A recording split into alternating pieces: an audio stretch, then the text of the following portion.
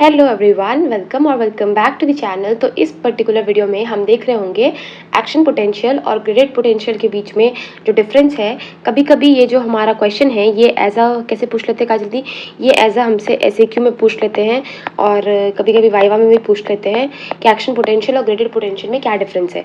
तो हम एक टेबुलर चार्ट बनाएंगे जिसमें हम डिफरेंसेस को याद कर रहे होंगे। छोटा सा वीडियो होगा, इसके बाद आपको एक्शन पोटेंशियल और ग्रेडेड पोटेंशियल में कोई भी दिक्कत नहीं होगी, ठीक है।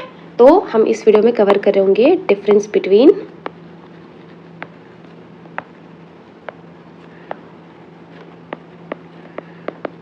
Action potential and graded potential, ठीक है। तो हम 3 कॉलम्स बनाएंगे। सबसे पहला कॉलम रहेगा मेरे पास क्या, फीचर्स का या कैरेक्टरिस्टिक का। फिर हम यहाँ पे लिखते हैं ग्रेडेड पोटेंशियल और यहाँ पे हम लिखते हैं एक्शन पोटेंशियल। बढ़िया, रेडी, चलो स्टार्ट करते हैं। सबसे पहला जो वो चीज़ लिखते हैं वो है कॉस।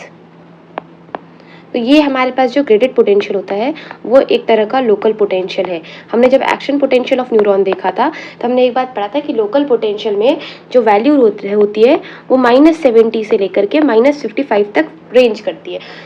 और जो हमारा थ्रेशोल्ड है वो -55 के बाद है, तो ये कभी थ्रेशोल्ड क्रॉस नहीं कर पाती, इसलिए ये लोकल पोटेंशियल कहलाते हैं, ठीक है। वाइल जो हमारा एक्शन पोटेंशियल है ये क्या होता है, ये होता है summation of local potential. Summation of local potential, जब ये लोकल पोटेंशियल अगर कहाँ पहुंच गया, थ्रेशोल्ड, ठीक है। अगर ये लोकल पोटेंशियल थ्रेशोल्ड पहुंच गया then it will produce action potential, ठीक है। तो पहला रीजन, पहला चीज ये था। दूसरा समेशन, तो समेशन लोकल पोटेंशियल में तो ग्रेडेड पोटेंशियल में तो पॉसिबल है, while it is not possible in case of action potential, क्योंकि एक्शन पोटेंशियल होना ही मतलब थ्रेशोल्ड के वैल्यू को पार करना है। तो थ्रेशोल्ड की वैल्यू को पार करो, उसके बाद समेशन दिखाओ नहीं दिखाओ कोई फर्क नहीं पड़ रहा। उससे अगर तुमने थ्रेशोल्ड की वैल्यू दे दी, खत्म, उससे ज्यादा कुछ चाहिए ही नहीं। फिर आता है हमारे पास नेक्स्ट, दैट इज थ्रेशोल्ड। तो थ्रेशोल्ड इसमें जरूरत नहीं है, नॉट नीडेड, यहाँ पे मैंडेटरी है या इसको लिख सकते हैं जरूरी है, ठीक है। अब एक चीज आता है एम्पलीट्यूड ऑफ पोटेंशियल।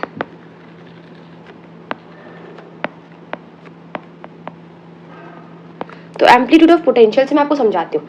अगर -70 था तो ऐसा था, -65 हुआ ऐसा हुआ, -55 हुआ ऐसा हुआ।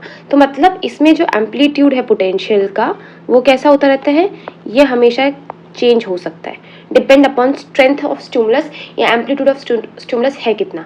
वाइल अगर in case of action potential चाहे आपने -54 दिया, चाहे -53 दिया, चाहे -52 दिया या -51 दिया या -40 दिया, थ्रेशोल्ड जैसे ही, क्योंकि -55 थ्रेशोल्ड है, थ्रेशोल्ड के आते ही जो उसमें एम्पलीट्यूड है वो ऐसा बनेगा। तो इसीलिए इस केस में जो एम्पलीट्यूड है वो कैसा है, कांस्टेंट, ठीक है।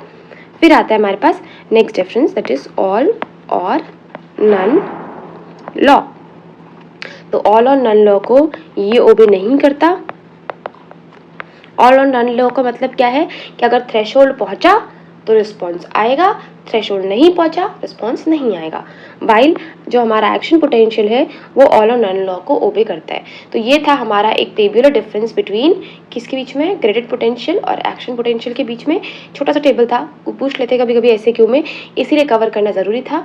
अब हम आने वाले वीडियो में नर्व फाइबर को क्लासीफाई करेंगे, एर्लैंगर और ग्रेसियस क्लासिफिकेशन पढ़ेंगे, ठीक है। नर्व इंजरी देखने की कोशिश करेंगे, जितना भी कुछ भी आपको डाउट हो, रीजनरेशन देखेंगे, नर्व इंजरी का क्लासिफिकेशन देखेंगे and further we will proceed to the lecture. तब तक के लिए अब मिलते हैं नेक्स्ट वीडियो में, बाय, टेक केयर।